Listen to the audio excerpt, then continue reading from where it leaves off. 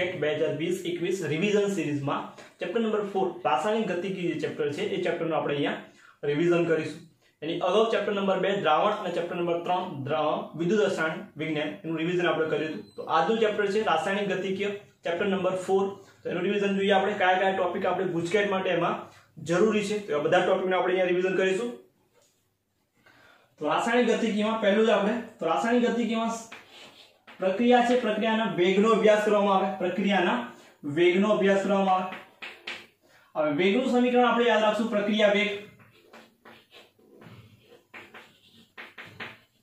वेग बराबर सूत्र शुं बनशे? तो सूत्र बनशे सांद्रतामां थतो फेरफार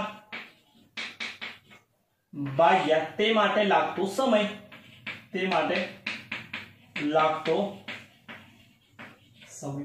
तो प्रक्रिया वेग बराबर प्रक्रिया सांद्रतामां थतो फेरफार भाग्या लागतो समय। प्रक्रिया कशे तो प्रक्रियानी सांद्रतामां जे फेरफार थशे, निपज हशे तो निपजनी सांद्रतामां जे फेरफार थाय छे एना माटे जे लागतो समय छे एने शुं कहेवाशे? एनो प्रक्रिया वेग कहेवाशे।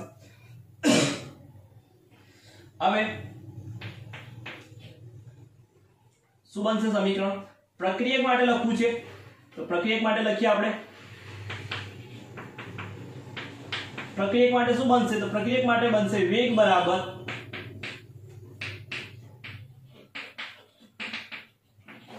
પ્રક્રિયકની सांद्रताમાં થતો પ્રક્રિયકની सांद्रताમાં થશે ઘટાડો, પ્રક્રિયકની सांद्रताમાં થતો ઘટાડો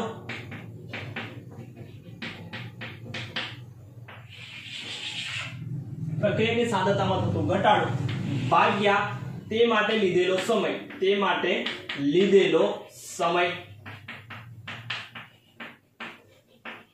તે માટે લીધેલો સમય।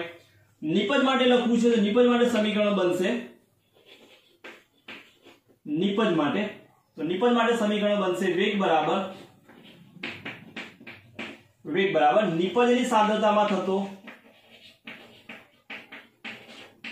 निपजनी सांद्रतामां थतो वधारो। निपजनी सांद्रतामां वधारो थशे तो निपजनी सांद्रतामां थतो वधारो भाग्या ते माटे लीधेलो समय, माटे लीधेलो समय।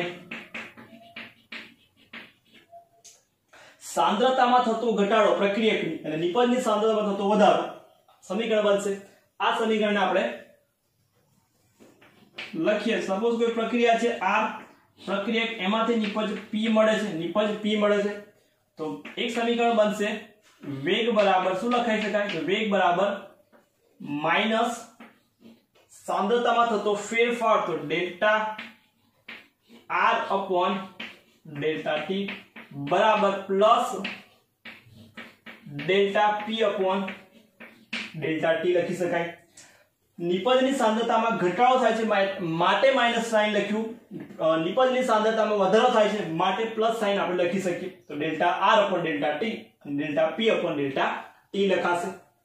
આ એક સમીકરણ મળશે આપણને।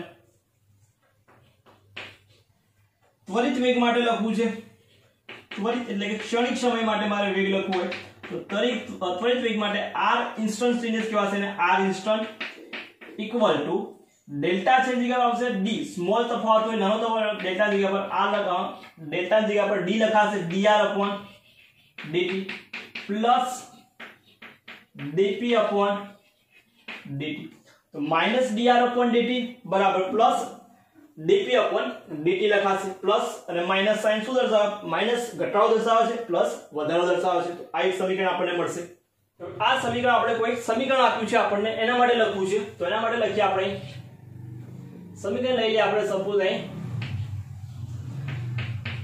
N2 plus 3H2 gives 2NH3। મારે આ સમીકરણ માટે વેગ લખવું હોય તો વેગ કઈ રીતે લખાશે? MCQ માં પૂછાય છે તો વેગ બરાબર કઈ રીતે લખી શકાય? તો વેગ બરાબર પ્રક્રિયક છે N2 માઈનસ સહગુણક કશું છે નહીં એટલે એક ગણીશું લઈ લખીએ ચાલી જશે તો delta N2 upon delta T बराबर प्लस बराबर करी प्लस 3H2 છે એનો મતલબ 3 કઈ આવશે? 3 આગળ સહગુણક છે 3 લખાશે નીચે એટલે -1/3 डेल्टा H2 upon delta બરાબર પ્રક્રિયક નિપજમાં આવશે plus sign 1 upon 2 delta NH3 upon આવશે delta T। તો કોઈ સમીકરણ આપેલું હોય એના માટે વેગ લખવું હોય તો આગળ જે સહગુણક છે એને લખવાનો 1 ના છેદમાં પ્રક્રિયક હોય તો માઈનસ આવશે, નિપજ હોય તો પ્લસ આવશે। આટલી વસ્તુ તમારે એમાં યાદ રાખવાની છે। તો આ થઈ ગયું સમીકરણ તમારે। પછી લખીએ વેગ સમીકરણ અથવા વેગ નિયમન, વેગ સમીકરણ અથવા તેને વેગ અભિવ્યક્તિ કહીશું આપણે। વેગ અભિવ્યક્તિ, વેગ અભિવ્યક્તિ તો વેગ છે વેગને પ્રક્રિયકની સાંદ્રતાના સંદર્ભમાં દર્શાવવામાં આવે। વેગ છે વેગને પ્રક્રિયકની સાંદ્રતાના સંદર્ભમાં દર્શાવવામાં આવે। વેગ સમીકરણ, વેગ નિયમ અથવા વેગ અભિવ્યક્તિ કહેવાશે અને વેગ નિયમ પણ કહેવાય। વેગ નિયમ પણ કહેવાશે, વેગ નિયમ પણ કહેવાશે। તો શું લખાશે સમીકરણ? સમીકરણ બનશે વેગ ચલે છે પ્રક્રિયક છે કોઈ r એની સાંદ્રતાના સમપ્રમાણમાં હશે, ઘાત કોઈ x હશે, અથવા તો વેગ ચલે છે પ્રક્રિયક a છે એની ઘાત x અને પ્રક્રિયક b છે એની ઘાત y લખેલું હશે, પ્રક્રિયક છે y। હવે આ સમીકરણ જે છે x અને y શું દર્શાવે છે? તો x અને y એ પ્રક્રિયા વેગ દર્શાવે છે, x અને y પ્રક્રિયા ક્રમ દર્શાવે છે, x અને y એ પ્રક્રિયા ક્રમ દર્શાવે છે। પ્રક્રિયા ક્રમ કોના સંદર્ભમાં? તો a ના સંદર્ભમાં પ્રક્રિયાનો ક્રમ છે, a ની સાંદ્રતાના સંદર્ભમાં પ્રક્રિયા ક્રમ x ક્રમની હશે, b ના સંદર્ભમાં પ્રક્રિયા છે એ y ક્રમની હશે। તો x અને y એ પ્રક્રિયા ક્રમ દર્શાવે છે a અને b ના સંદર્ભમાં। કુલ પ્રક્રિયા ક્રમ નક્કી કરવો હોય મારે, કુલ પ્રક્રિયા ક્રમ એટલે કે વેગ અભિવ્યક્તિ સમીકરણમાં સાંદ્રતાની ઘાતાંક જે છે ઘાતાંકના સરવાળાને શું કહેવાશે? પ્રક્રિયા ક્રમ કહેવાશે। એટલે કુલ પ્રક્રિયા ક્રમ મારે નક્કી કરવું હોય જેને આપણે n થી દર્શાવીશ તો n બરાબર મને મળશે x y, n બરાબર મળે x y। મારે આ ચિહ્ન કાઢવું છે તો મૂકવો પડે અચળાંક, એટલે સમીકરણ બનશે મારી જોડે વેગ બરાબર k a raised to x and b raised to y। વેગ બરાબર k into a raised to x and b raised to y। જે k છે ને k ને શું કહીશું? તો k ને કહીશું વેગ અચળાંક, k ને કહી દઈશું આપણે વેગ અચળાંક। કેને કહેવાશે? વેગ અચળાંક। વેગ બરાબર સમીકરણ આપણે આગળ લખ્યું dr upon dt લખી શકાય વેગની જગ્યા પર, તો માઈનસ dr upon dt બરાબર k a raised to x and b raised to y। તો આ સમીકરણને આપણે કહીશું વિકલનીય વેગ સમીકરણ। વિકલનીય વેગ સમીકરણ લખો તો આગળ આવશે -dr upon dt equal to k a raised to x and b raised to y। તો તમને આ સમીકરણ મળશે। હવે k ના એકમ નક્કી કરવાના છે। k નો એકમ વેગ અચળાંકનો એકમ જેને કહીશું આપણે, તો k નો એકમ તમારે નક્કી કરવા માટે એક કોમન સૂત્ર યાદ રાખી લેવાનું છે કે વેગ અચળાંક માટે કે મોલ પર લિટર ભાગ્યા 1 - n, તો નીચે લખી નાખવાનો સમય એટલે કે સેકન્ડ। n ની વેલ્યુ તમારે મૂકતું જવાનું। શૂન્ય ક્રમ માટે તો 0 મૂકો, પ્રથમ ક્રમ માટે n બરાબર 1 મૂકો, દ્વિતીય ક્રમ માટે n બરાબર 2 મૂકો, 3 મૂકો, તો તમને વેગ અચળાંક છે વેગ અચળાંકની એક કિંમત તમને મળશે। અહીંયા શોર્ટમાં લખી નાખીએ આપણે n બરાબર 0 મૂકું તો એને શૂન્ય ક્રમની પ્રક્રિયા કહેવાશે। શૂન્ય ક્રમની પ્રક્રિયા કહેવાશે। શૂન્ય ક્રમની પ્રક્રિયા માટે વેગ અચળાંકનો એકમ મળશે મને mall litre inverse second inverse. Mall litre inverse second inverse મળશે મને। જો હું n બરાબર 1 મૂકી દઉં એટલે કે એને પ્રથમ ક્રમની પ્રક્રિયા કહી દઈએ, એને પ્રથમ ક્રમની પ્રક્રિયા કહેવાશે। પ્રથમ ક્રમની પ્રક્રિયા હશે n ની વેલ્યુ 1 મૂકું તો 1 - 1 0 થઈ જાય, આખું ટર્મ થઈ જાય 0 0 એટલે શું બાકી રહ્યું? સેકન્ડ। સેકન્ડ ઉપર જાય એટલે સેકન્ડ ઇન્વર્સ લખાય એટલે મને મળે સેકન્ડ ઇન્વર્સ મળે। n બરાબર 2 મૂકી દઉં તો દ્વિતીય ક્રમની પ્રક્રિયા કહેવાશે। દ્વિતીય ક્રમ માટે તો n બરાબર મૂકવું પડે મારે અહીં 2, તો 1 - 2 એટલે કે -1 આવે, -1 એટલે મોલ પર આવે -1 એટલે મોલ પર બનશે અહીં ઉપર લખીએ છીએ આપણે એકમ એનો તો શું બનશે મોલ ઇનવર્સ લિટર પ્લસ અને સેકન્ડ ઇનવર્સ।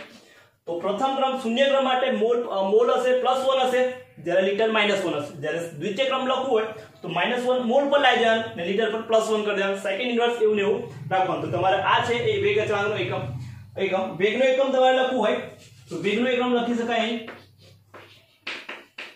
વેગનો એકમ થાય સાંદ્રતા ભાગ્યા સમય, એટલે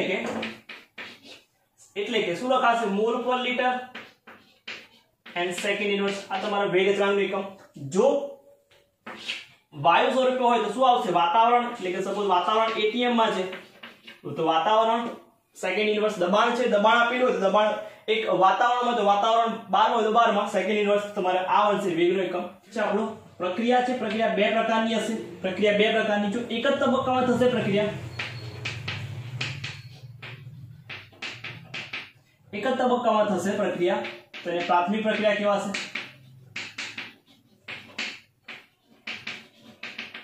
પ્રાથમિક એક જ તબક્કામાં પ્રક્રિયા પૂર્ણ થાય તો એને પ્રાથમિક પ્રક્રિયા કહેવાશે। બીજી પ્રક્રિયા છે એને આપણે એક કરતા વધારે તબક્કામાં થતી હોય, એક કરતા વધારે તબક્કામાં, જ્યારે પ્રક્રિયા એક કરતા વધારે તબક્કામાં થાય તો આવી પ્રક્રિયાને સંકીર્ણ પ્રક્રિયા અથવા તો એને જટિલ પ્રક્રિયા કહીશું આપણે। સંકીર્ણ અથવા જટિલ એટલે પ્રક્રિયા નિપજમાં રૂપાંતર પામવા માટે એક થી વધારે તબક્કામાં પ્રક્રિયા થતી હોય તો એને આપણે જટિલ અથવા સંકીર્ણ કહેવાશે, અને એક જ તબક્કામાં થતી હોય તો એને પ્રાથમિક પ્રક્રિયા કહેવાશે। નેક્સ્ટ ટોપિક એમાં આવશે આણ્વિકતા।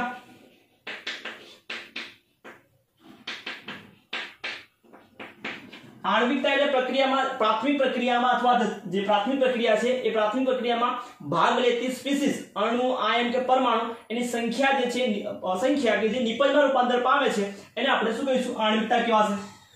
તો આણ્વિકતાના બે પ્રકાર છે, એક ત્રણ પ્રકાર લખી શકાય। એક આણ્વીયમાં આવે જેમાં ભાગ લેતી સ્પીસીસ એક જ હોય, ભાગ લેતી સ્પીસીસ જે પ્રક્રિયા છે એક જ છે તો નિપજમાં રૂપાંતર પામે છે તો એને એક આણ્વીય કહેવાશે। સપોઝ લઈ લઈએ એમોનિયમ નાઇટ્રાઇટ NH4 NH4NO2 જે રૂપાંતર પામશે N2 પ્લસ 2H2। તો આપણે જોવાનું છે આ પ્રક્રિયા કેટલો છે એક છે માટે ને એક આણ્વીય પ્રક્રિયા કહીશું। બીજી આવે દ્વિઆણ્વીય પ્રક્રિયા। દ્વિઆણ્વીય એટલે પ્રક્રિયામાં ભાગ લેતી જે સ્પીસીસ છે એ બે હોય તો એને દ્વિઆણ્વીય કહેવાશે। એમાં લખ્યું ઉદાહરણમાં આપણે કે 2HI છે એનું વિઘટન કરું છું, 2 મોલ HI છે એનું વિઘટન કરું તો 1 મોલ H2 અને 1 મોલ I2 મળે તો આ 2 મોલ HI છે શું કહેવાશે દ્વિઆણ્વીય પ્રક્રિયાનું ઉદાહરણ થશે। ત્રીજું છે ત્રિઆણ્વીય। ત્રિઆણ્વીય પ્રક્રિયા તો પ્રક્રિયામાં ભાગ લેતી જે સ્પીસીસ છે અથવા જે અણુ પરમાણુ કે આયન છે 3 હોય તો એને આપણે ત્રિઆણ્વીય કહેવાશે। ઉદાહરણ લખી નાખીએ આપણે કે 2 મોલ NO છે એની પ્રક્રિયા ઓક્સિજન સાથે થાય તો રૂપાંતર પામશે NO2 માં 2 મોલ NO2 બનશે। તો આ 2 ને 3 તો ત્રિઆણ્વીય સ્પીસીસ કહેવાશે। 3 કરતા વધારે છે બધી કેવી જટિલ પ્રક્રિયા, 3 કરતા વધારે જેટલી પણ સ્પીસીસ ભાગ લે છે તો પ્રક્રિયા પ્રાથમિક નહીં હોય, કેવી હશે જટિલ પ્રક્રિયા થશે। જટિલ પ્રક્રિયામાં યાદ રાખવાનું છે કે જે પ્રક્રિયાનો તબક્કો ધીમો હશે એ ધીમા તબક્કાના આધારે એનો પ્રક્રિયાનો વેગ છે વેગ નક્કી કરાશે તો એને વેગ નિર્ણાયક તબક્કો કહેવાશે। આણ્વિકતા પણ ધીમા તબક્કાના આધારે નક્કી કરી શકાશે। આણ્વિકતા પણ ધીમા તબક્કાના આધારે નક્કી કરી શકાશે। પ્રક્રિયાનો જે તબક્કો ધીમો છે એને વેગ નિર્ણાયક તબક્કો અથવા એની આણ્વિકતા પણ એના આધારે નક્કી કરી શકાશે। તો આ તો આપણે આણ્વિકતા, એક આણ્વીય, દ્વિઆણ્વીય અને ત્રિઆણ્વીય લખ્યું। પછી આવે આભાસી પ્રથમ ક્રમની પ્રક્રિયા। પ્રક્રિયા લખી નાખીએ આપણે શૂન્ય ક્રમની પ્રક્રિયા।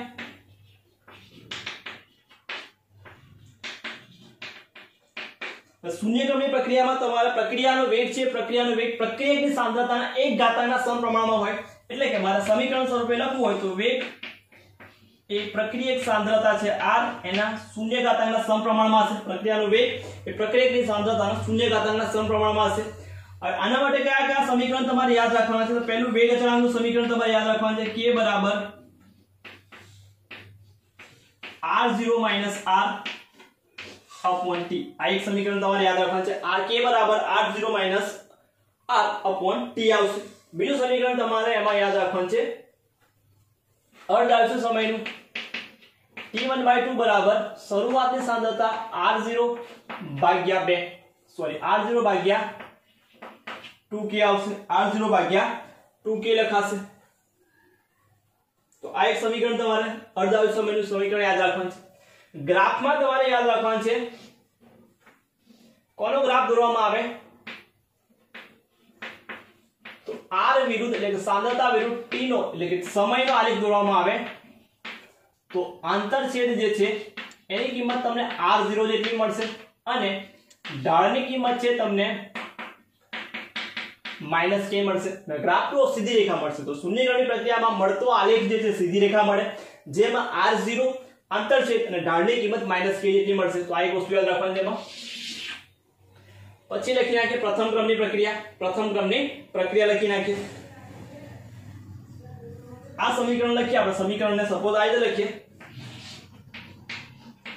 kt બરાબર r0 માઈનસ તો આને સંકલિત વેગ સમીકરણ કહેવાય છે। સંકલિત વેગ સમીકરણ પ્રથમ ક્રમ માટે કઈ વસ્તુ યાદ રાખવાની છે તો પ્રથમ ક્રમ માટે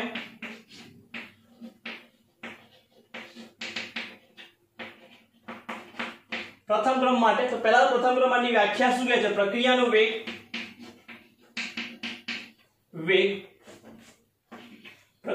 એ પ્રક્રિયકની સાંદ્રતાના 1 ઘાતાંકના સમપ્રમાણમાં છે। પ્રક્રિયાનો વેગ છે એ પ્રક્રિયકની સાંદ્રતાના 1 ઘાતાંકના સમ પ્રથમ ક્રમ છે એટલે ઘાત કેટલી આવશે 1 આવશે। અને એના માટે કયા સમીકરણ તમારે યાદ રાખવાનું છે વેગ અચળાંક સમીકરણ k નું યાદ રાખવાનું છે। વેગ અચળાંક k બરાબર 2.303 ભાગ્યા t log r0 upon r અથવા તો આવું પૂછેલું હોય કે k બરાબર 1 upon t ln r0 upon r પણ લખેલું હોય r0 upon r લખેલું હોય। બીજું એમાં અર્ધ આયુષ્ય સમયનું સમીકરણ તમારે યાદ રાખવાનું છે। અર્ધ આયુષ્ય સમયનું સમીકરણ થશે t1/2 બરાબર 0.693 upon k 0.693। આમાં યાદ રાખવાનું છે કે શૂન્યક્રમની પ્રક્રિયામાં અર્ધ આયુષ્ય સમય એ સાંદ્રતાના સમપ્રમાણમાં છે કઈ શરૂઆતની અને વેગ અચળાંકના વ્યસ્ત પ્રમાણમાં છે। આમાં પૂછાય તો અર્ધ આયુષ્ય સમય છે એ વેગ અચળાંકના વ્યસ્ત પ્રમાણમાં પણ સાંદ્રતાથી કેવો છે સ્વતંત્ર છે। આટલી વસ્તુ યાદ રાખવાની છે। પછી આલેખ યાદ રાખવાના છે। તો આલેખ તમારે ત્રણ આલેખ આમાં દોરવાના છે। પહેલો આલેખ આપણે જોઈશું ln r વિરુદ્ધ t નો આલેખ દોરીશું। તેમાં કઈ વસ્તુ તમારે યાદ રાખવાની છે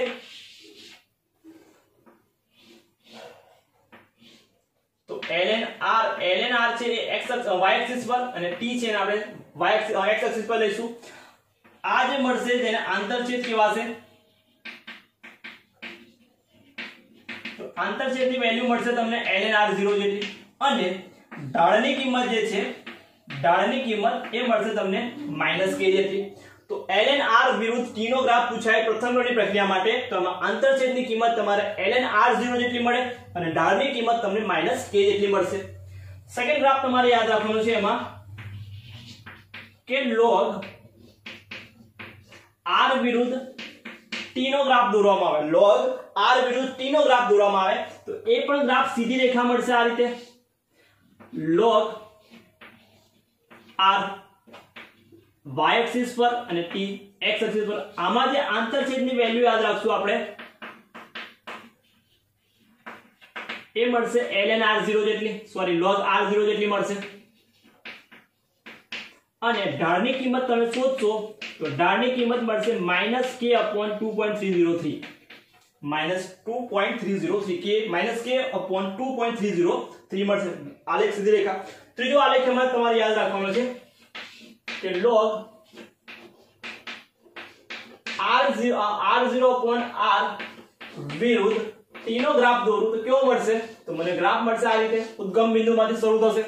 બાકીના ત્રણ ગ્રાફ જે દોર્યા એ તમને ઊંધા એટલે કે આ રીતે મળે। જ્યારે આ એક જ ગ્રાફ એવો તમને આ રીતે મળશે જેમાં y એક્સિસ પર log r0 upon r મૂકવાના છે અને t હશે આમાં ઢાળની કિંમત તમને મળશે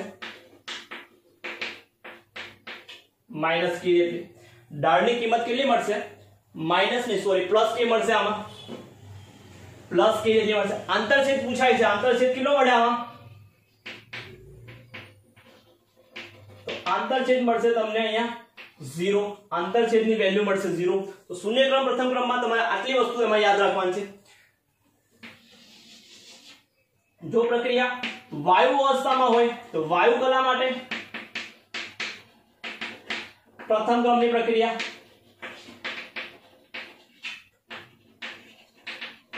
વાયુ કલા માટે એટલે કે વાયુ અવસ્થામાં હોય ત્યારે પ્રથમ ક્રમની પ્રક્રિયા માટે સમીકરણ લખવું હોય તો સમીકરણ બનશે એના માટે કે k બરાબર 2.303 ભાગ્યા t log ઇનિશિયલ એટલે pi upon 2pi minus pt 2pi minus pt એક આ સમીકરણ યાદ રાખજો પછી આભાસી પ્રથમ ક્રમની પ્રક્રિયા